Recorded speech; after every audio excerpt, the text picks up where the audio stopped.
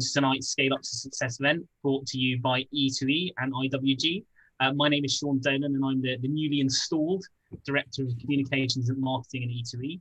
Shalini sends her apologies for this evening. Sadly, she was recently taken ill with COVID. And I know that Shalini is an incredibly hardworking and tenacious character and is already almost back up to full speed. But I hope everyone will join me in sending our best wishes, making sure that she makes a full recovery as quickly as possible. I'm delighted to be joined by a special guest speaker, Sasha Lord, serial entrepreneur and founder of some of the UK's most interesting and innovative club nights and festivals. Currently serving as the nighttime economy advisor for Greater Manchester, somewhere I don't think has been receiving any news coverage at all recently. So I look forward to talking to him about this and many other issues later tonight. I'd like to start by thanking you all for taking the time to join us. The nighttime economy and by extension, I guess, the hospitality industry is something that not always gets a lot of coverage.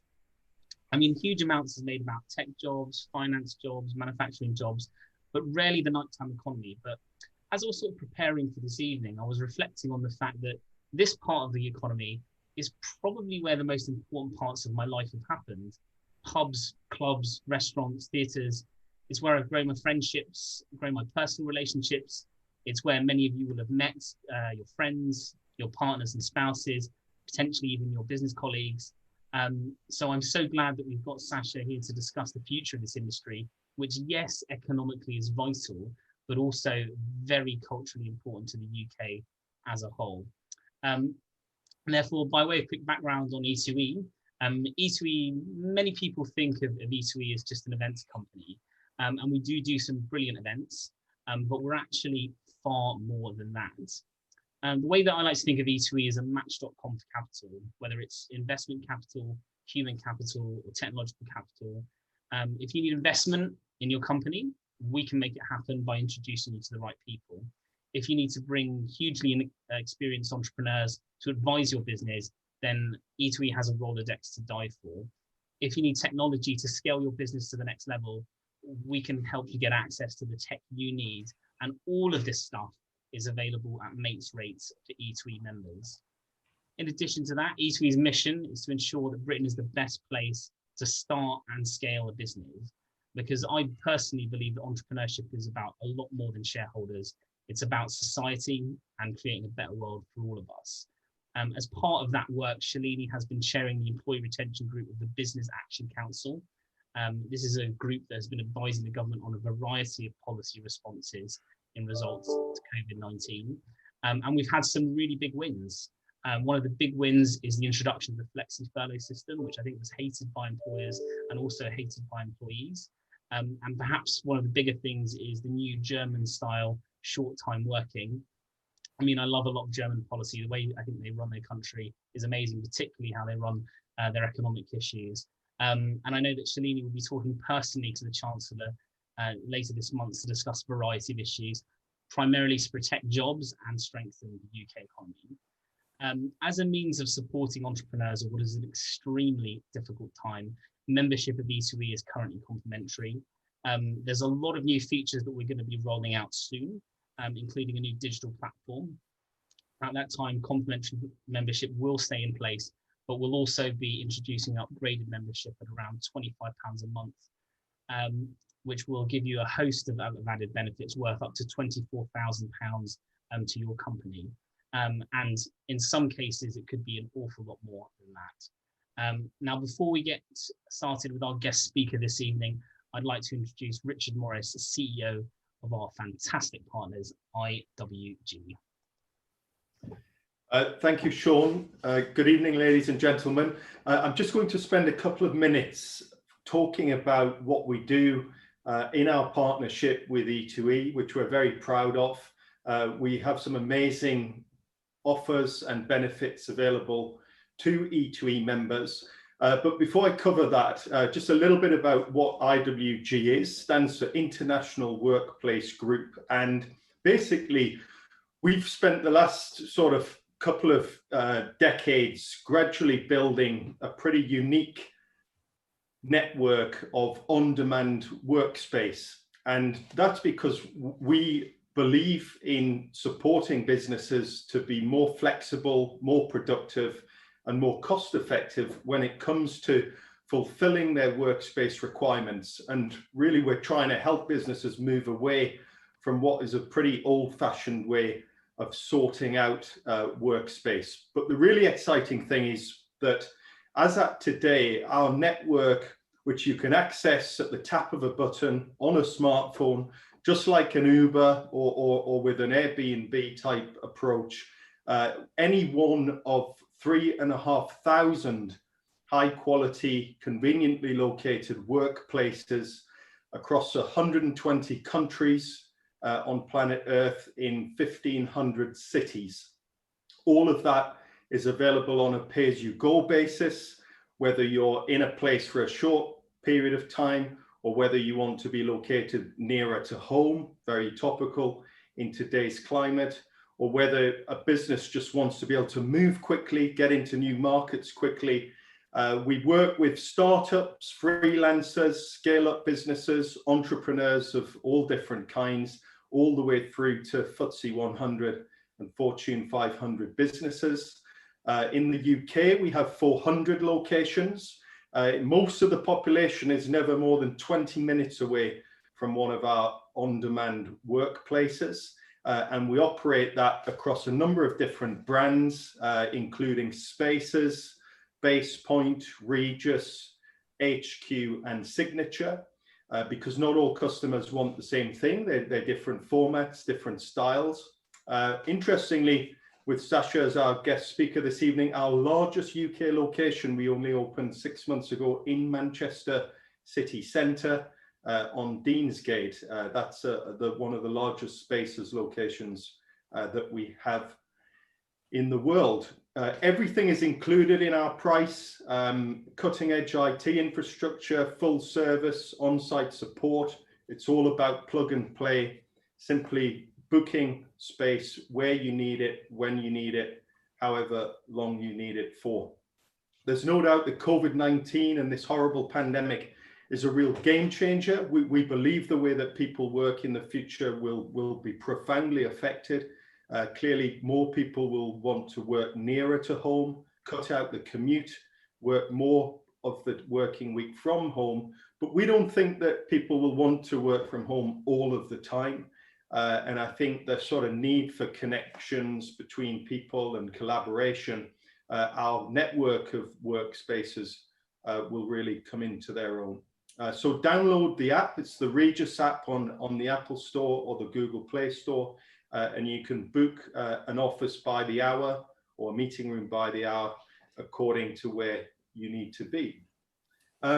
Just moving on to our special offer with our E2E partnership. As Sean said, E2E membership is complimentary, but as soon as you become an E2E member, we provide a number of special offers to access our network of workplaces. First of all, across any of our products, whether that's a private office or a co-working desk or something that we call a virtual office, which provides you with a business address, we're offering E2E members 3 months free for any agreement that's at least 6 months. So that's up to 50% off. All you have to do is commit for 6 months or more. You get the first 3 months for free.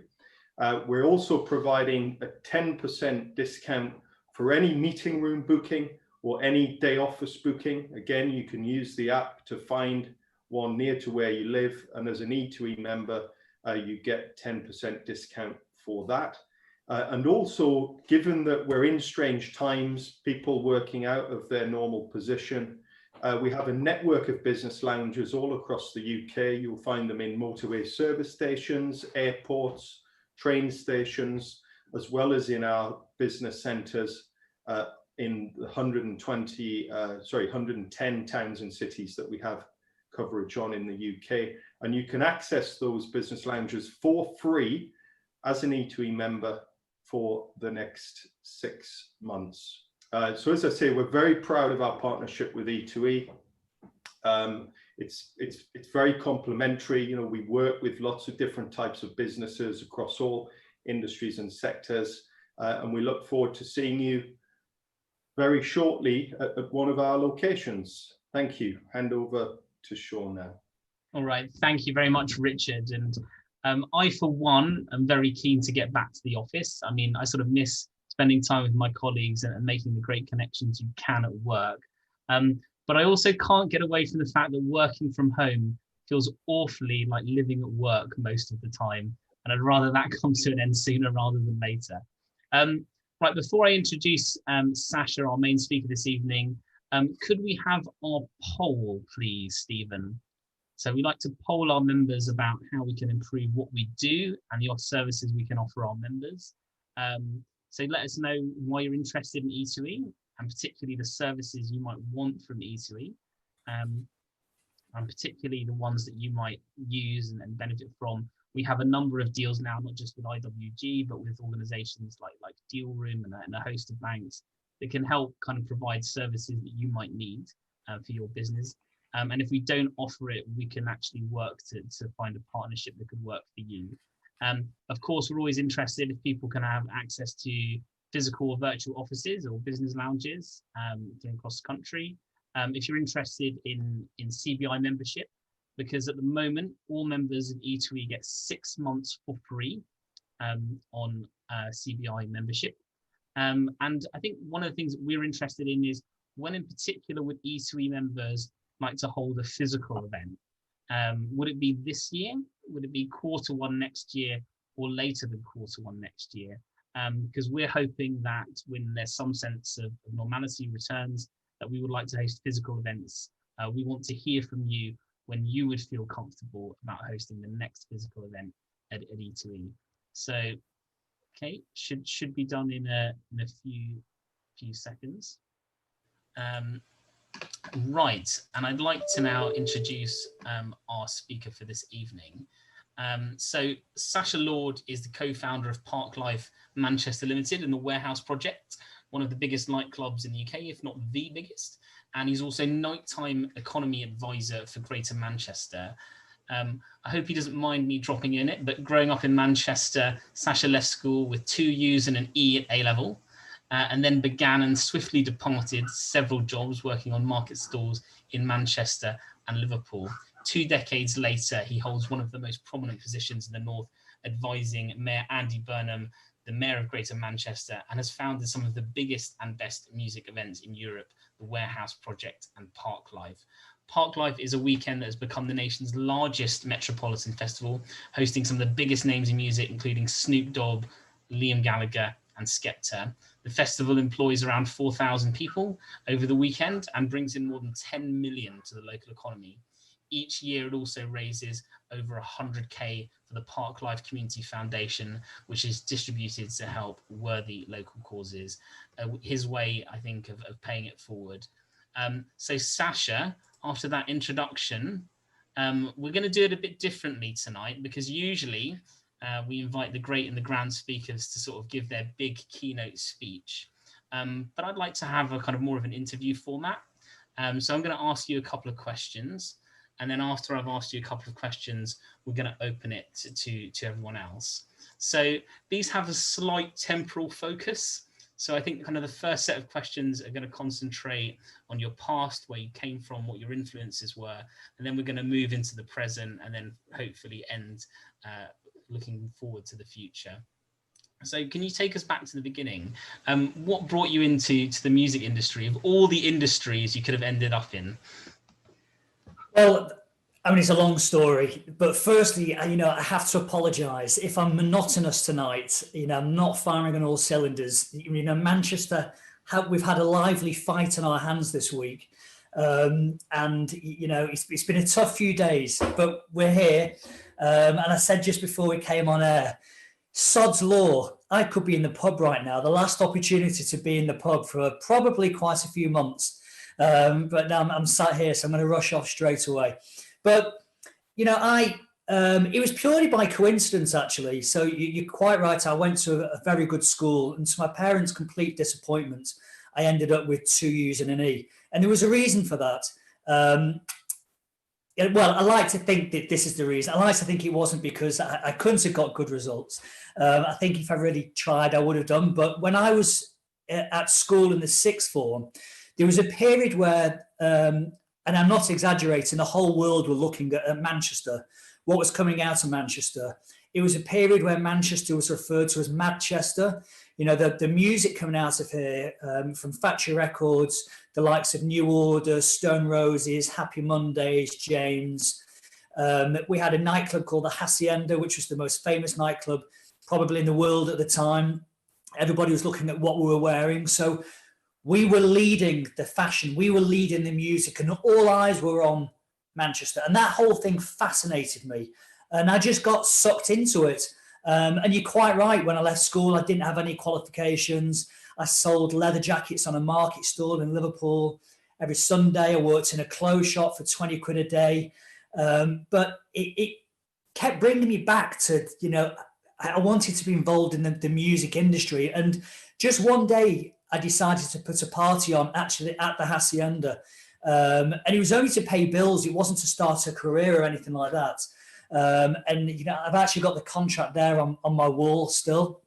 I paid £1,000 plus 17.5% VAT on the 4th of July, 1994 at the Hacienda. I won't pay £1,000 for a Monday these days, I can tell you that.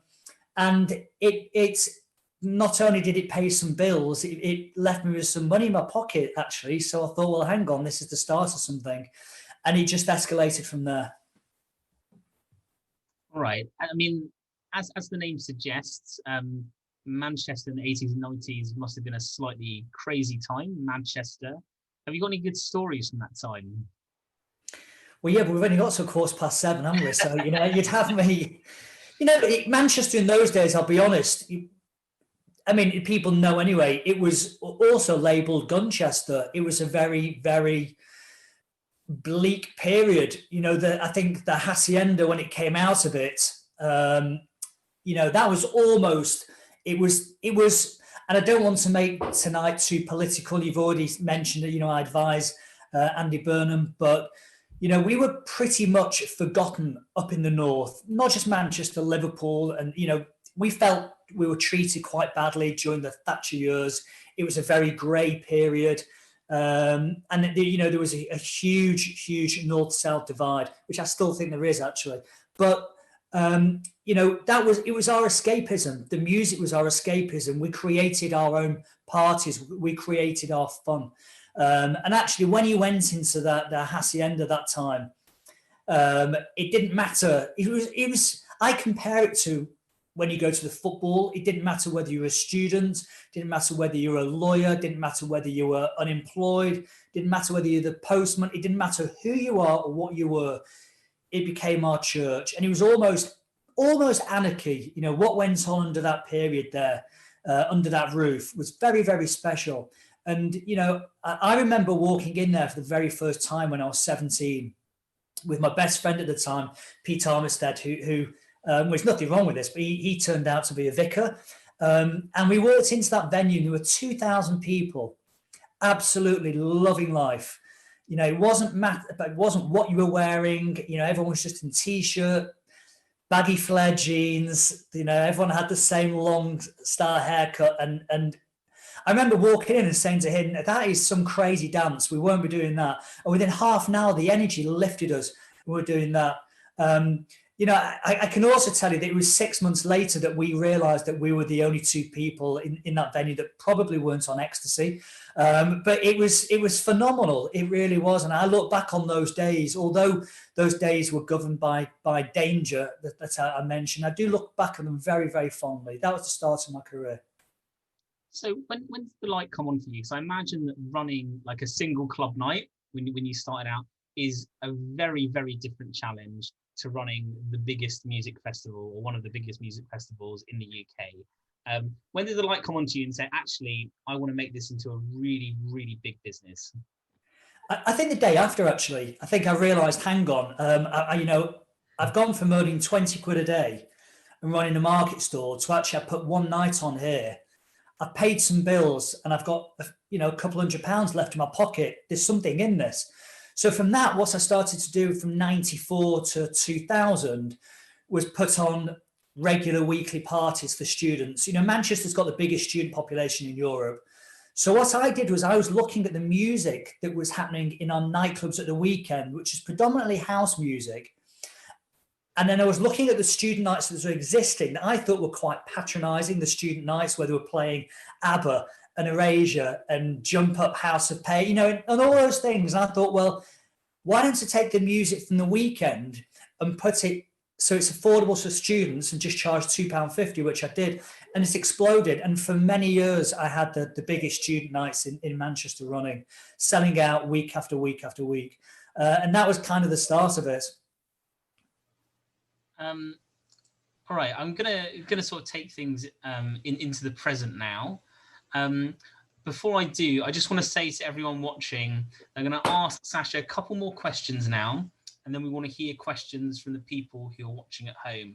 So if you have a question, either put it into the chat, and me and Sasha should be able to see that, or you can raise your hand and I can sort of pull you in a second. So I'm probably going to ask you 2 more questions, and then I'll start pulling people in. So as you sort of mentioned, you're advising Andy's team up in Greater Manchester. I imagine that moving from music to politics must have been quite a shift for you. What sort of drew you into working in Andy's team? So I advise Andy, so I report directly to Andy. And something you touched on at the beginning, actually, in your opening, and I was really pleased that you did, because I understand why, but when we go out on a night out into the nighttime economy, whether that's a restaurant or the theatre or the cinema or a nightclub or a pub, we're going to enjoy ourselves and we're letting our hair down. That's it. It's when we have fun with our friends and with our family. So because of that, the nighttime economy doesn't always get the respect that I felt it was due. Actually, it's the 5th biggest industry in the whole of the UK. In Greater Manchester alone, we employ 420,000 people. You know, that's how big it is. So when we were told we were going to get devolved powers, you know, I was lobbying the candidates who wanted to be mayor to say, look, would you support the idea of some kind of task force to advise around the nighttime economy? I thought it'd be a few people. And I always wanted Andy to win, I'll be honest, and I was delighted when he didn't. And the reason for that is I believe in his politics, you know, and he loves live music. He's always within gigs. He understands hospitality, even more so now because he's always asking me for guest lists to gigs. But, you know, he got it. And I thought he was going to propose the task force that I'd mentioned whilst I was lobbying. Very, very sadly, after Andy's appointment on May 22nd, 2017, our city was attacked at the Manchester Arena. And I'm hoping that every single person on this meeting now, on this Zoom, will have seen how the whole of our city region came together and we supported each other and we fought strongly and we loved each other. And actually, I was kind of involved in the One Love concert that happened. I think it was about 10 days after. I partner with Live Nation through Parklife and Warehouse Project. Live Nation put that gig on, but to me that was a gig of international superstars. You know, the Justin Biebers of the world, the Miley Cyruses, Pharrell, Liam was there. Chris Martin was there. You know, it was an international concert. My Parklife Festival was exactly a week after that for 80,000 people. And I wanted to do something that was very localized. I wanted to do a tribute that was for the paramedics who were the first attenders, the frontliners, the taxi drivers, the local public who opened their doors that night. And I asked Andy to make a speech. And I can tell you that when he made that speech, there were 80,000 people there. You could have heard a pin drop. That to me was probably the moment that I will always remember for the rest of my life. There were 80,000 tears stood in front of that main stage, but they weren't tears of sadness, actually. They were tears of happiness. They were tears of support. And it was from conversations from that where Andy actually asked me to take the role on. And I agreed to do it because I agree, in his beliefs. And yeah, unbelievably, some of the things I've asked for, he's agreed to. Like last December, I said, well, transport's a big problem in Manchester. Let's extend the Metro link so that at least we can get an hour extra for people to get home after work and stuff. And he did it. And sometimes he's let me run riots. I'm quite surprised. I've not had phone calls from him. But yeah, it's been a great working partnership. And I said I don't want to make this political, and I'm not going to make this political. But the whole country saw him stood up this week, and whatever party he supports, he stood up for his beliefs, and he's made 2 very impassioned speeches in the last week, standing up for the people of Greater Manchester. And I've met many politicians over the years, and their characters are different in front of the camera to behind the camera. Well, I can tell you that Andy is exactly the same person in front of that camera than he is behind. He really does care, and he has his beliefs, and he sticks with them, whether he thinks, he'll say honestly he's made some mistakes along the way, but he does stick to his beliefs. So I want to sort of, you've touched on something that I'd really like to follow up on. So Andy Burnham has been very, very critical of the government's support of Greater Manchester, but I want to get your sort of angle on this. What are the big issues for you at the moment? Well, I think that the big issue, do you know what? I'm going to close the office door here at home because the dog's starting to bark and it's annoying me. No. Apologies. So I think, people need to realise that all of a sudden areas are being put into tier 2. Like London's going into tier 2. We're going into tier 3 tomorrow. Actually, although it wasn't named until very recently, Greater Manchester's been in tier 3 for the last 11 weeks. We've had those restrictions on us for the last 11 weeks. So imagine this. Imagine you have a pub or a bar or a restaurant, and in March, you were one of the first people to close down. For 20 weeks, you were shut. Actually, furlough was fantastic. If you asked me what furlough meant in January, I couldn't have told you. As I think most people didn't know what the definition was. Furlough's been fantastic. Business rate help, fantastic. VAT, fantastic. The holidays reduced it from 20% to 5%. Brilliant. And then venues get to open again. And some of them were starting to see light at the end of the tunnel. But actually, we feel as if we've been forgotten. And, today, the measures that the Chancellor talked about regarding tier 2 were fantastic. But, I don't want to offend anybody on this call whatsoever. It does feel to us like, those measures are looked at once it was realised London was going into tier 2. It really does. And actually, when you look at the fact that they were arguing over £5 million on Tuesday, I think it was, the government said there was no more money in the pot. They couldn't give Greater Manchester another £5 million, although they've announced that today. Well, quite frankly, that feels like a kick in the teeth. It really does, because clearly there was money there. It was a political game, and we've seen it every single day since then, political biting against Greater Manchester. But I'm proud we've stood up. Right. I'm sort of interested also to get your sort of insight, because at the moment, there are times that we live in where kind of entrepreneurs change the world. And at the moment, it feels like the reverse is true, that the world is really changing entrepreneurship. Have you seen anything, how the nighttime economy has been adapting, living under COVID? We've seen some great things, and again, I can only speak about Greater Manchester, but when we went into lockdown, I was very keen that, there were so many people who, like freelancers, for example, their money just stopped straight away. And many of them I knew personally because they worked on my festival.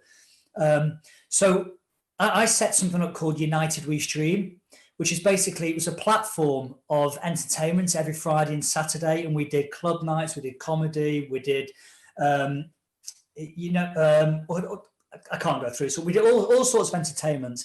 And the idea was that you could watch it completely free of charge, But if you could donate £1, £2, £3, please do, because it will go out to help those that need it right now when we went into lockdown.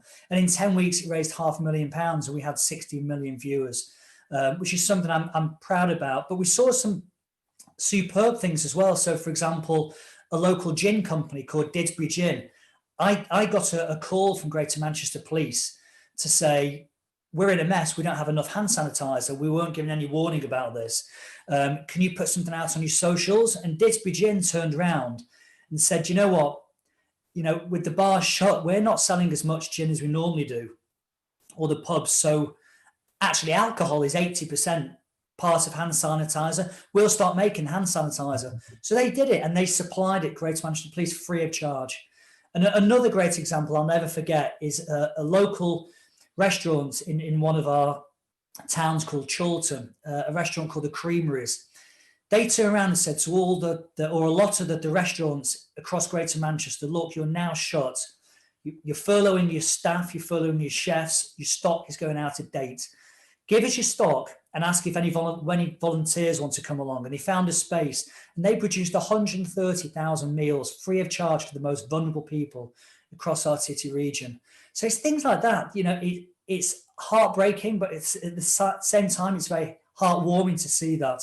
And across the whole country, we've seen people repurpose the businesses. We've seen restaurants, you start doing home deliveries and takeaways, and people did adapt quite quickly. And, I'm seeing those relaunch again now in Manchester as we go into Tier 3. So, I really like to travel up to that restaurant in Manchester and buy a meal there. You'll have to email what it is, because I think work like that definitely needs rewarding. So it does. Right, I'm going to bring in a couple of people, and I might fire one more question at you. Can I have, Stephen, could I have Tim and Tony come on and ask a question? And while we are doing that, Sasha, there's going to be a lot of changes happening in the nighttime economy at the moment. But I do think there were sort of trends before COVID that we're probably going to see continue. I was wondering, what do you think the kind of future looks like for the nighttime economy? Is it going to be very different as it is today in 20 years' time?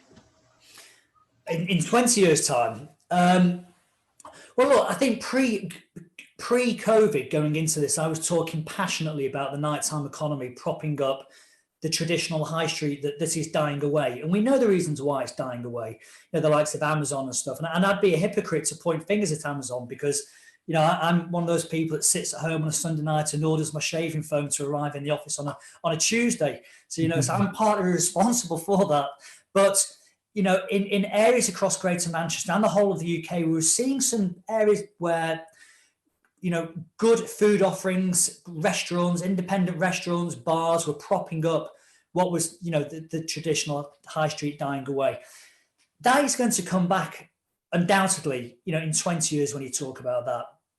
I think hospitality is such a hot topic at the moment that I think we are going to see a quick bounce back when we're allowed to at full capacity. Sadly, I can't sugarcoat this. I think in the immediate future, we're going to see mass closures and mass redundancies. So in Greater Manchester, tonight at 10 o'clock, 1,809 what I would call backstreet boozers are closing. They have no food there at all. How can they possibly survive? They can't. The vast majority will never reopen again. And that is it. And it's heartbreaking. They're the pubs that our parents, our grandparents, generations went to, supported. They were the hub of the community. And it's very, very sad. The stories I'm seeing, we spoke about this the other day. I'm getting messages more than just on a daily basis now of people who are absolutely broken. Their mental health since March is at a tipping point. A promoter took his own life only last Sunday. This is the start of it. We're going to see a lot more of this, and it is heart-wrenching.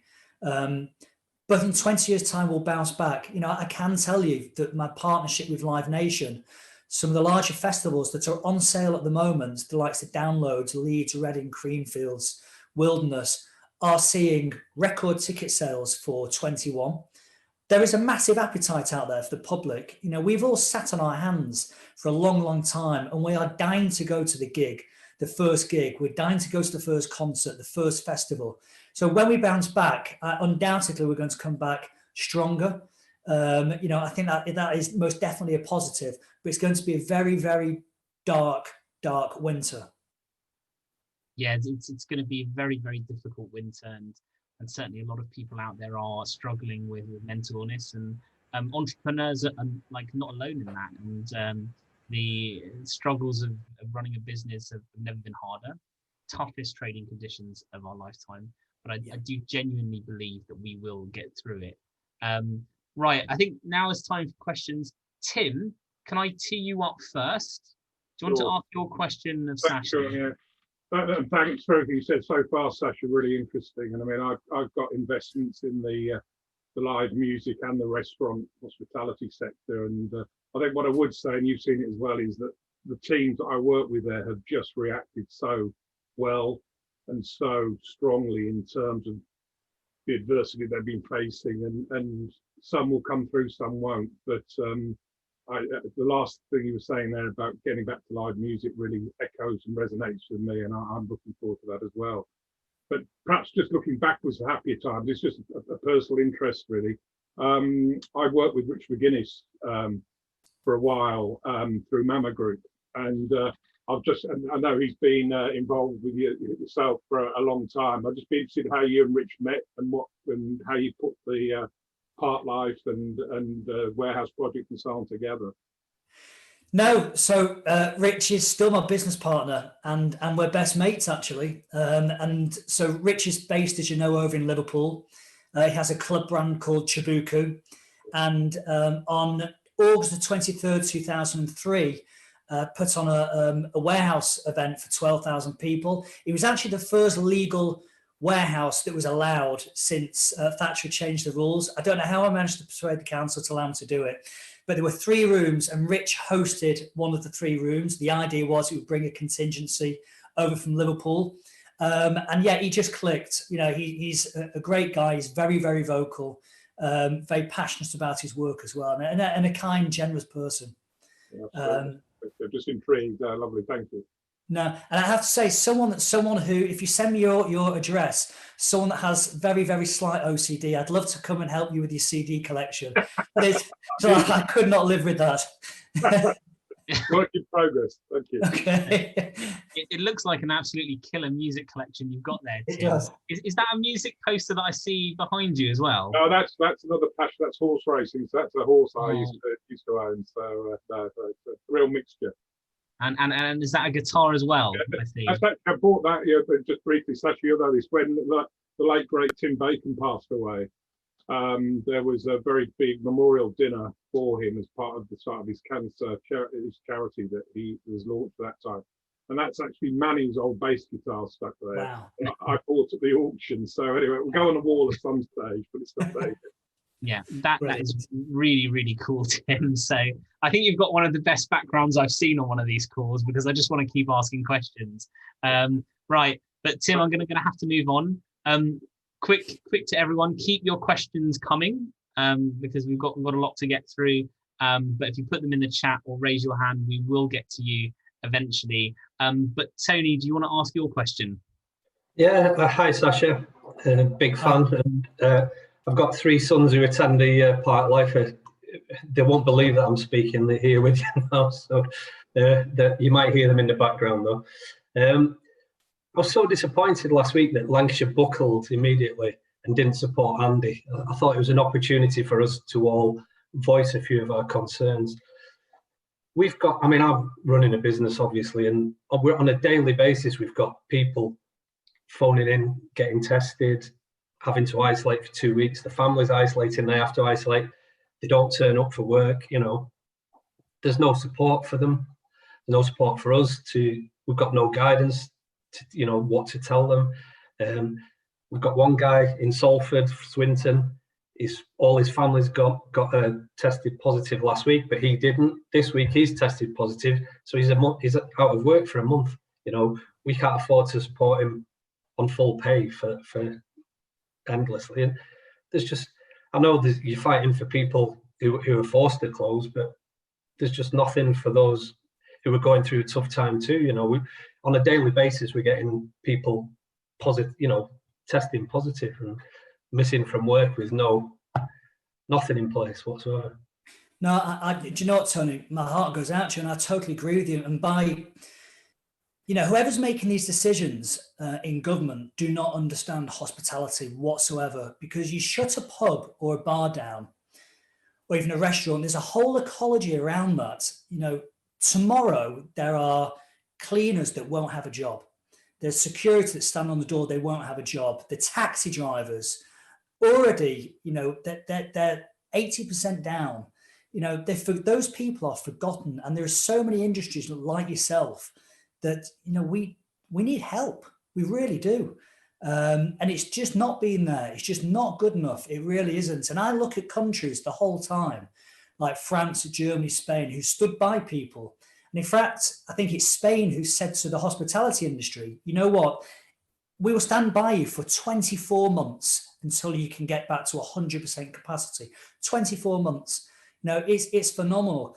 Even a country that, you know, I laugh at the moment on more than a daily basis, America, their debate at the moment is over, is it 1 trillion or 2 trillion to put back in? I mean, you know, it's been extremely poor. And Andy said it the other day, it feels up in the north like this has just been penny pinching. You know, when we were all told by the Chancellor back in March he would stand by business, he's not. He really hasn't. You know, and today, you know, the new measures, we welcome it. But, you know, I think most people on this call will know £2,100 per month to support a business. It's not going to touch, it won't touch the sides. It really won't. You know, and they're now championing that they've helped. Well, I can only speak for my industry. The whole of the hospitality industry today thought it, I'm sorry for swearing, thought it was a piss take. They really did. It was a cheap shot. So, you know, I sympathise with you, I really do. And I think there was an opportunity last weekend where, you know, the whole of the North could have stood together, shoulder to shoulder. And, you know, I'm proud that our leaders in Greater Manchester did what they did. And, you know, whatever anyone's views, you know, people saw that, you know, they stood there passionately and stood by their guns. Yeah. Got to say 100% behind him. I'll tell him. Brilliant. And so thank you very much, Tony. But no, it's great to see people standing up for their local communities. People like Andy, you know, love him or hate him because of his politics. I think he is standing up for his city, which is always good to see. Can I ask you another quick question? And it's sort of, again, it's around how the industry is changing, because this is something that's kind of of personal interest to me. So I used to have a job where I would sort of look at how the buying behavior of young people was changing over time. And as I sort of got gradually sort of immersed in the sort of buying habits of millennials and Gen Zs, I noticed a couple of things. First of all, they drink a lot less, they smoke a lot less, they go out a lot less, they stay at home a lot more. And if they do have hobbies, usually at least one of them will be something quote unquote wholesome or healthy, like doing yoga or going to the gym. I used to dub those people sort of generation buzzkill, because it doesn't relate to my experience of being a young person, certainly. Do you think this is going to change what nightlife is kind of going forward? Because they're still going to have to get those people through the doors. And there is at least some indication that these people do still want to go out and socialize, even if it is a bit less. But I think the kind of experiences they're wanting is changing quite a lot. So I sort of wanted to get your kind of view on how the demographics are changing nightlife. No, I think you've absolutely nailed that again. So when I was going out, and I referenced when I was 17, going to the Hacienda, or 18, going to the Hacienda, you'd go to the same club every Friday or every Saturday. And that happened for many, many years. That doesn't happen now. So the young kids growing up these days, they will save their money for a big experience. So whether that's a festival or whether it's coming to the Warehouse Project, you know, the reason why the Warehouse Project works is during those 15 weeks, it's all different genres of music. So if you are into techno, for example, there are, amongst those 30 events every Friday and Saturday during those 15 weeks, there are 4 techno gods DJing that you cannot simply miss. So it's techno or drum and bass or house or what, you know, all these different genres. That's how it packages and works. But you're right. So, you know, there's this thing now called Instagram, whether we like it or hate it. Everybody wants that perfect picture. So the days when, and we've all been there, I'm presuming, we've gone to a nightclub and we've stumbled out, we've been sick outside the takeaway. The young generation don't want that anymore. It's now, that is not cool at all, because it's going to be on socials before you know it. It's all about what you're wearing. It's how you look, your hairstyle, everything, that perfect Instagrammable picture. So people aren't drinking as much. You're 100% right. People aren't smoking. They're more health conscious. People are going to gyms more. They're looking at what they're eating more. So yeah, you're quite right. Trends have massively changed over the last 25 years. Yeah. Okay, I'm going to bring on board 2 more people. Can I have Sophie Needham and Eunice on the call, please? So, but yeah, I don't know. I find it fascinating that sort of, I've always assumed that young people throughout time were a little bit wild, and yet that now seems to be sort of changing as kind of a cultural force. And that people, well, trust me, when you see them at 4 or 5 in the morning, like I do, they are still wild. It just takes a few more hours to get into it. So, and I think it's interesting, that perspective that people were just worried about, like the video evidence being leaked onto the internet, and that's sort of one of the reasons why they're behaving themselves a bit more. All right, so on to our next question. Eunice, do you want to ask your question to Sasha? Yeah, hi, Sean. First of all, thank you for arranging this, to you and Shalini. So Sasha, I know where I spent my money in the 80s now. You're the guy who was taking all my money out of my pocket when I used to fly from Denmark into Manchester to have wild weekends with my buddies. Thank you. So it's good to meet the culprit. Thank you. It was a fantastic place, had a great time, and you know, we would come over once every second month or so for the weekend from Copenhagen, and really had a great time. There were a couple of things. So I invest in startups, so I'm very cautious of, not only in COVID, my background is in telecoms and e-commerce and now in tech. So there's a lot of changes. Now, one of the changes which Sean brought up is the younger people are not drinking as much. They're pursuing a very healthy lifestyle and so on. The Asian scene is extremely vibrant because I'm Pakistani, but I'm a bad Muslim. I do enjoy my drink. But there are lots of people who don't go out and drink. And the Muslim scene for restaurants and so on, I mean, the social media is full of very, very classy restaurants, Michelin star, and they don't serve any alcohols. So do you see a future to cater to this younger generation might be gigs that are not linked with drinking? Because if say 30 or 40% of the youth is not doing that, then how would you appeal? Because they don't necessarily want to go to a venue where there's drinking. The other factor of that is maybe the social impact of the way their parents were or grandparents were. A lot of, I mean, I've got a friend, unfortunately, his mom and dad were both alcoholic, and he's never touched a drop because he hated that happening in his home, in his daily life. So where do you see that appeal to the younger generation? And I personally would love to connect with you relating to the loyalty program that we're bringing out, which is groundbreaking and world-class, which can really help businesses cut down their marketing costs substantially. And we've already done a deal with companies like Avios for British Airways and Just Eat and so on. And we're currently negotiating with Tesco's and One World Airline Group, as well as Emirates Airlines. So if you could please shine some light on this specific question for not drinking, and how do you envisage the high street? Because I 100% agree with you that 50% of the businesses, this is my point of view because I've been in e-commerce for 5-6 years as well. I think the high street, with the parking fees and the fines that you get in town centers and the traffic, unless the councils change their mind, they're killing the high street.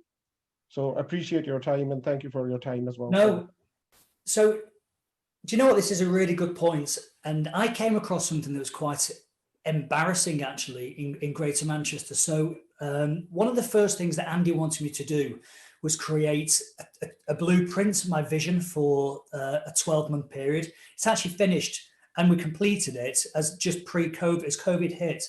And there were certain things on it like connectivity, accessibility, but diversity was actually one of the things.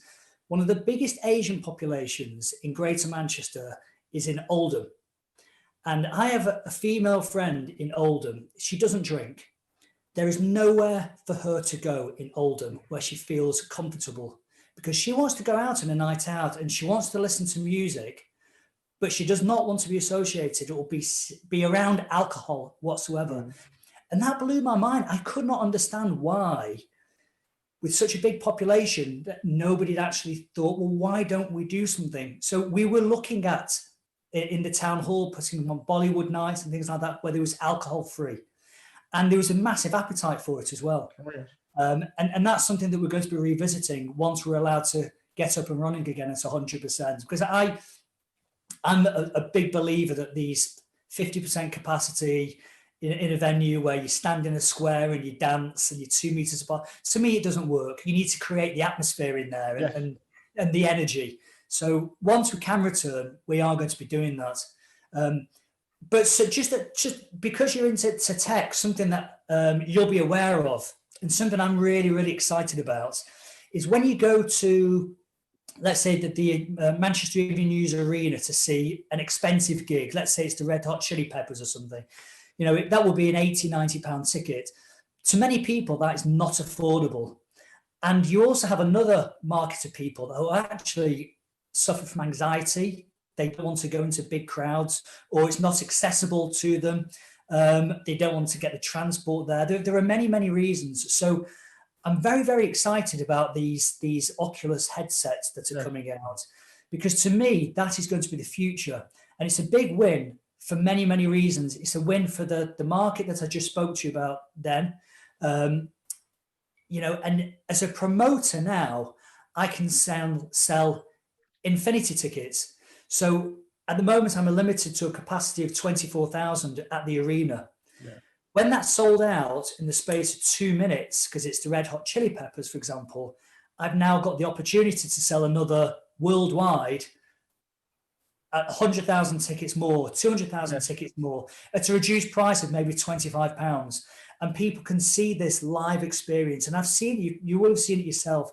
It's phenomenal now, the tech. Yeah, AR and VR is the future. I've been to Samsung City in Korea, and I've seen the AR and VR future. And relating to what you're saying, accessibility and affordability, but also not being able to come to the country. So if you're based in India or Pakistan or China, you cannot come to a gig in UK because you might not get the visa and you don't want to pay for a £500 or £1,000 flight. It doesn't mean the fans are not there. And it's precisely the point you were raising in accessibility.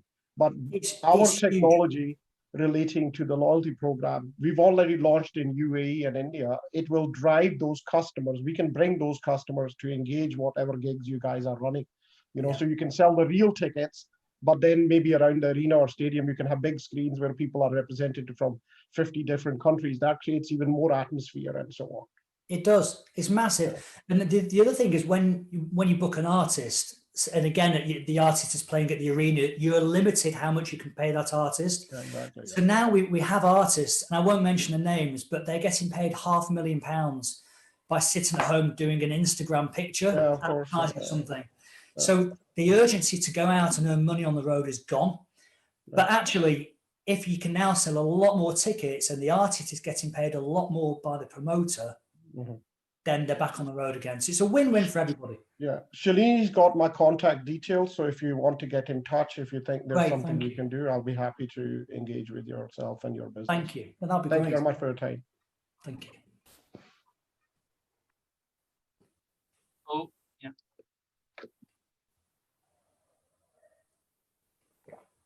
All right. Thank you very much, Eunice. Can I then bring in Sophie and just my thoughts on sort of the Oculus? I feel like the technology is not perfect yet, but it's almost perfect now. Like the battery lasts well. It's got a good wireless interface. It doesn't make you sick like it used to. But there is a big problem. Nobody owns one yet. And I think that's probably the next big challenge, is actually to sell these bad boys and get. Yeah, there's a company I'm watching very, very closely called Melody, Melody VR.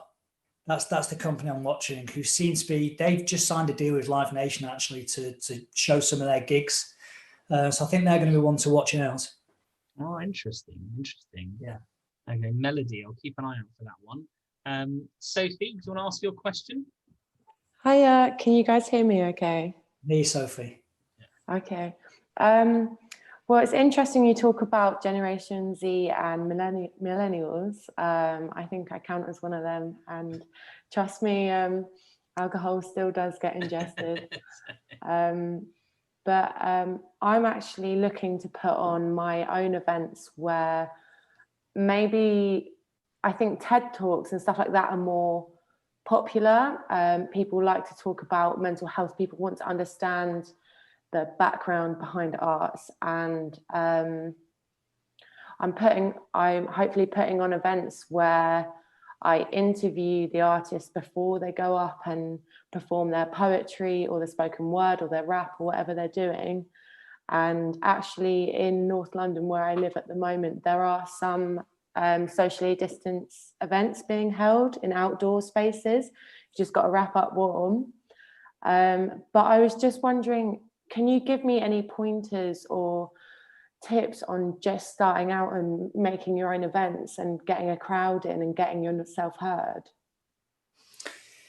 Yeah, I mean, you know, it's a lot different than when I started off. When I started off, I was stood outside clubs handing out flyers at 2 a.m. Then I'd jump in my Fiat Uno and start avoiding the police by putting up posters on the walls. And then I actually had a deal. I had a deal with the security, actually. No, it was the cleaners at Manchester University. They gave me a skeleton key, which gave me access to all the student halls. And every week I had to give them a bottle of Bell's whiskey. So none of the other promoters could understand how I got in there flying in all the halls. But that's it. I just had the skeleton key.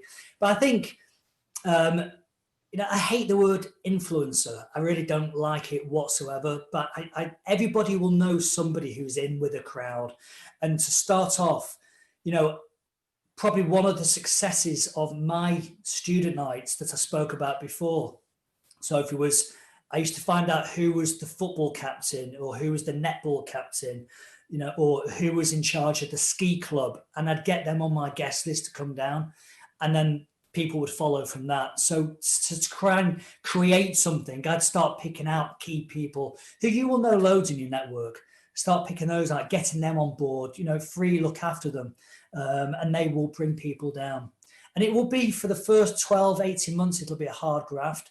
And I certainly wouldn't recommend. Have you got a job at the moment? Not currently, no. Oh, well, you're in a better position then. Because I was going to say I wouldn't suggest giving up your job, but hey, you've got absolutely nothing to lose. Go for it now. That's brilliant. Cool, thank you. Okay. All right, thank you very much, Sophie, and good luck. Okay. So it's a real tough time, but I think both of us on this call are going to be wishing you a huge amount of luck, kind of going forward. Thank you. 100%. And if you think you're wearing jackets down in London, imagine what they're wearing in Manchester. It's like ski outfits with salopettes. I used to live in Aberdeen, and today I think is technically an Aberdeen Midsummer's Day down in London. So, right, we've got some questions coming through in the chat now.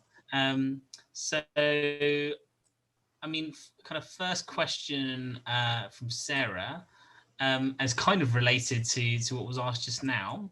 But when taking you back right to the beginning, when you were starting out, when were you the most frightened, and what did you do to kind of overcome that fear? When was I the most frightened? I was never. Yes. I was never scared about losing money whatsoever. But you know, I have had 3 challenging times, and we spoke about it on the phone the other day. You know, when Manchester was, it was also nicknamed Gunchester, and twice when I've been stood on the door was shot at.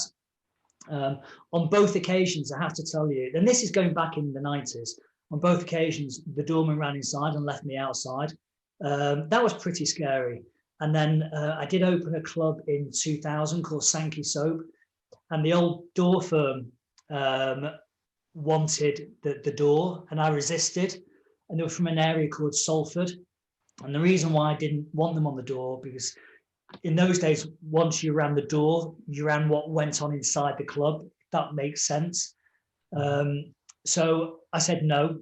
And in the back car park of the club was a generator that was shielded by a metal fence.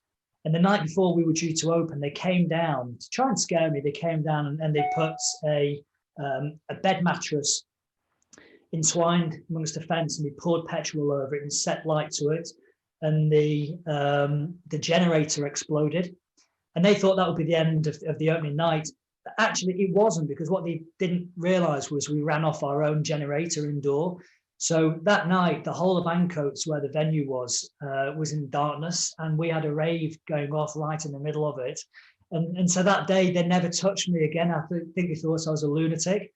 So yeah, they were pretty scary moments. But I have to say, I've never been. Sophie's in a fantastic position there, because Sophie doesn't have a job. I don't know whether Sophie has a mortgage or pays rent or has kids or anything like that, but she's in a position where she's absolutely young enough to, unless you've got an amazing surgeon, Sophie's absolutely young enough there to go out and make mistakes. Because most people will tell you on this call, every single mistake that you make, you learn from that, and it improves you. So the younger you go for it, the better, in my opinion. Yeah, certainly in my sort of own journey, and I've got some entrepreneurial tendencies myself, but I started something in Rwanda when I was a bit younger. As things come along, like long-term partner, marriage, I'm going to be moving into a new house at the end of the year, those things just become more challenging, because I can't drop everything and run off to Rwanda to do like a big thing out there. So it is a special time where you can sort of take risks. And I think now in particular is where the opportunities are there.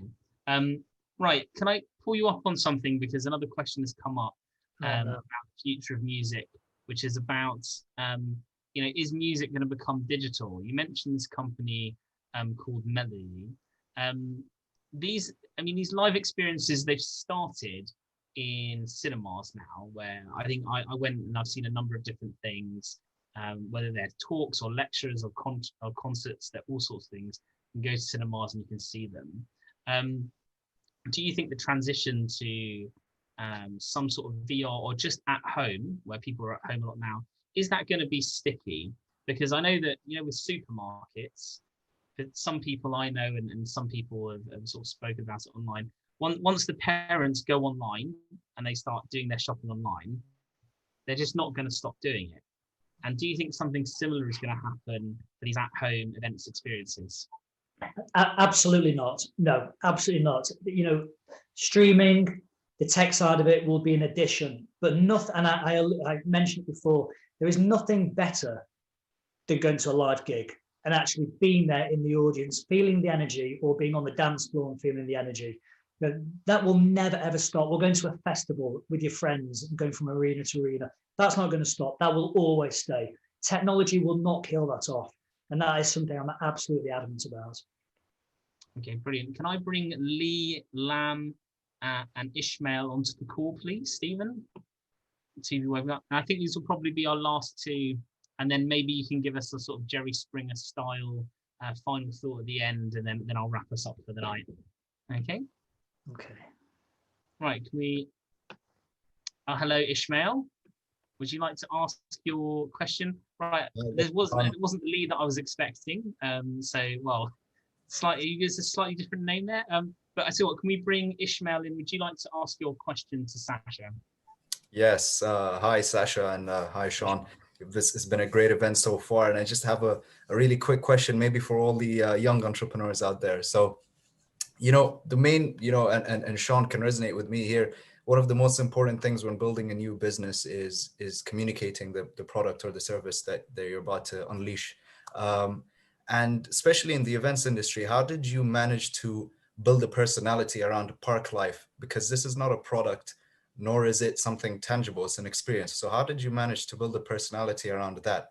And how much did the name and the person Sasha Lord have to do with that?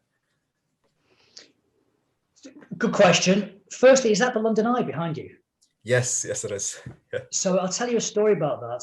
Red Bull held an event there a few years ago, and each pod was represented by a different club. Oh. So we had 2 pods. We had the Warehouse Project and we had Parklife. And in each pod there was a DJ. And what they decided to do was load each pod up with obviously Red Bull and alcohol. And when people are offered free drinks and free alcohol, they tend to go wild with it. So everybody walks into the pod necking these things like you would not believe. And then all of a sudden, everybody needed the toilet. But it takes that thing ages to go around. So I have to tell you that every single pod, people were pulling the doors like a jar like that and all peeing out of the side of it. It was not a good look for Red Bull, I'll be honest.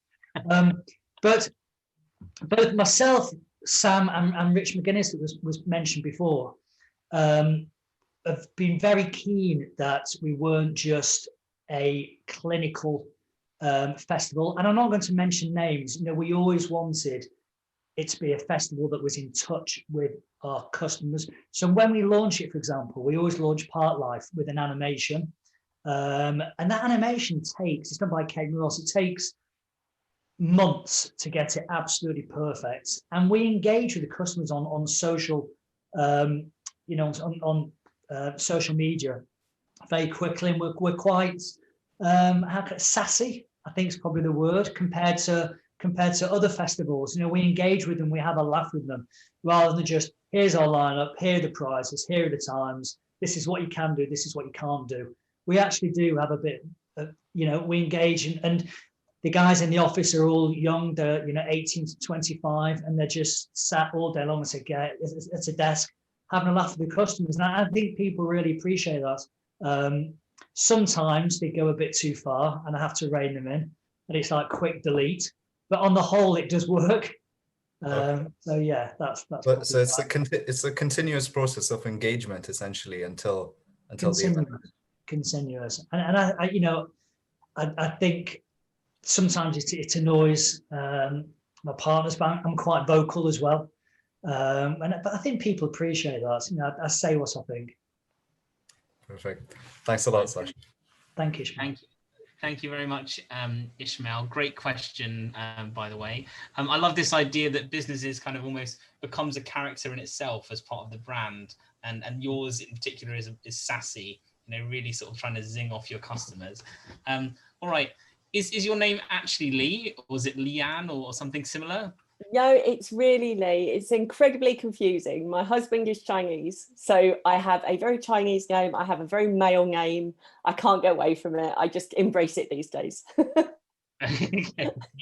Yeah, sorry, I was a bit bamboozled when you came on the call. Somehow I had an image of a big beardy man in the call. I saw the name Lee. All right, what's your question for Sasha? And I think it's going to be our last question of the evening. So yeah, no worries. Hi, Sasha. Hi. I wanted to chat with you actually about what we started off on the webinar with the support for Manchester, because I run the UK Startup Partner. I actually partner with E2E to provide some membership benefits because I do small business consultancy. But I am physically based in the Southeast. So I'm in an area that has an overabundance of resources, support, funding, money, opportunities, you know, and there's this idea that to really succeed with startups, you have to come south. And I really reject that. I think that now we live in a world where opportunity can be absolutely anywhere.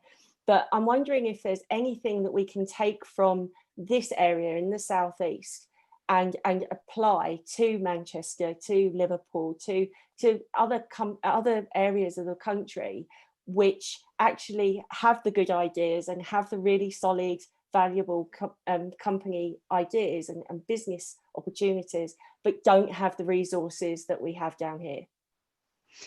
No, you know, I'd love to take this offline and talk to you about that, most definitely. Absolutely. You know, for me, this week actually, you know, we fought against Tier 3, and we didn't get the money that we wanted. But for me, the most disappointing thing, actually, and again, I don't want to offend anybody at all, is it really highlighted there is most definitely a North-South divide.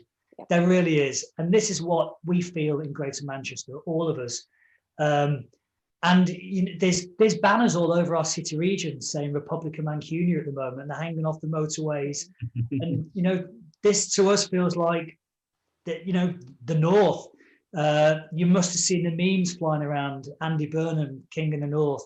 It was everywhere. So it was disappointing, but also a proud moment. Greater Manchester, I'm biased, but I think we're one of the most creative cities in the UK, if not Europe. And we'd love to work with other cities, we really would. So yeah, we'd take you up on anything at all, Lee, definitely. Yeah, absolutely. Because I think it is key to this idea that everybody seems to gravitate down here. And for me, it's challenging and saying, actually, we've got enough resources down here. We should be pushing it up again. We should be pushing the opportunities back up. If we can work from home in the leafy suburbs of the southeast, we can work from anywhere. And so we've got to get some money and opportunities back into these areas of the country that do feel left behind, and it's really difficult to get that message across when there's obviously quite rightly some political outrage around what's happened, but also from a business perspective, I just want to try and help wherever I can. And, I'm in an area that has more than enough support. So I want to be able to support other areas. Thank you. And I have to tell you, the energy the energy this week feels like Greater Manchester is rising again. It feels quite good up here. We had such a kicking this week, but you can't. It would be very, very wrong for me to compare it to the moment back in May 2017. But it does kind of feel a bit like that. It feels like we're all coming together, and we're not going to take this anymore and be treated like second-class citizens. We're really not. So it's going to be interesting how this plays out. Yeah, absolutely. Well, tell me how I can help. Thank you. Thanks, Lee. All right, Lee, get in contact and we'll make sure that you guys are connected after this. Fantastic. Okay? Thank you. Although one thing I will say, Lee, actually, is that I really never liked the language of left behind. Now, it's been a couple of years since I was in Manchester. But when I was there, I didn't feel like this is a left behind city. It reminded me of when I had my first job. I worked in Shoreditch here in London, probably a fair while ago now. But it felt dynamic. It felt like everyone on my street was trying to do something new. And it was just quite an exciting place to work. And last time I was in Manchester about 2 years ago, it felt like certain regions of the city were like that. They had a certain buzz, a certain edginess to it, which I thought was really, really cool. So I'm going to hold you to account on Left Behind. It wasn't my experience. Do you know what? It was going so well. But I can't believe you've compared Manchester to Shoreditch. I've been to Shoreditch and I've seen, what do people wear in Shoreditch? The men are walking around in 3/4 length trousers, white socks and Doc Martens. It's just the most bizarre place. I've been in that Soho, whatever it's called, in Shoreditch. And I'm sat there thinking, do you know what? If you dress like Greater Manchester, you wouldn't last a second. It's just a weird place. In my defence, I'm talking about Shoreditch a little over a decade ago, and it was quite different. It was quite different to the way that it is now. And there are some people who dress pretty freaky in Manchester as well. I definitely saw that when I was up there. So that was me in the 80s. All right, Sasha, can I ask you to wrap things up? And actually, before I do, I mustn't forget. Stephen, could we have the results of the poll, please? I'm looking over here now, like Stephen is a person that I could sort of speak to, but could you share the poll? And thank you very much, Lee. No problem. Thank you. All right. So am I interested in E2E? I am interested in E2E because number one reason is the events are very informative and educational. A close second is I make high quality, valuable connections.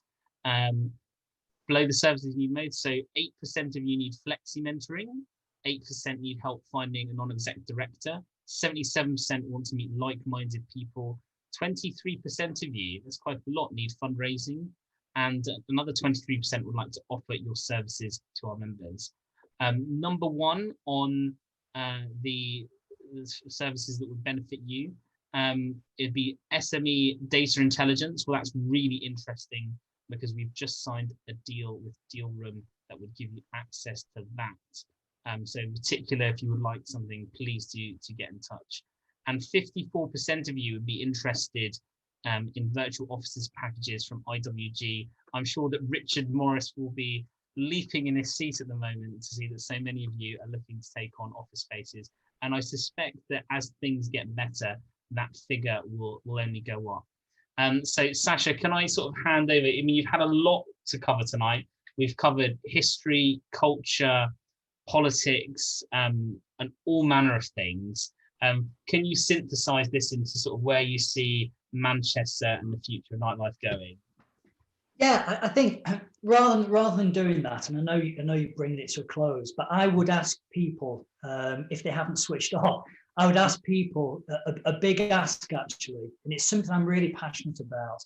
Now, I mentioned before that the nighttime economy is the 5th biggest industry in the UK. When you add that to tourism, it's the 3rd biggest. So every single person listening now will know someone who works within the nighttime economy, whether that's a waiter, a waitress, you work in a restaurant, in a bar, in a theatre, in a club, in a hotel. People at the moment, and I said it before, are at tipping points with their mental health.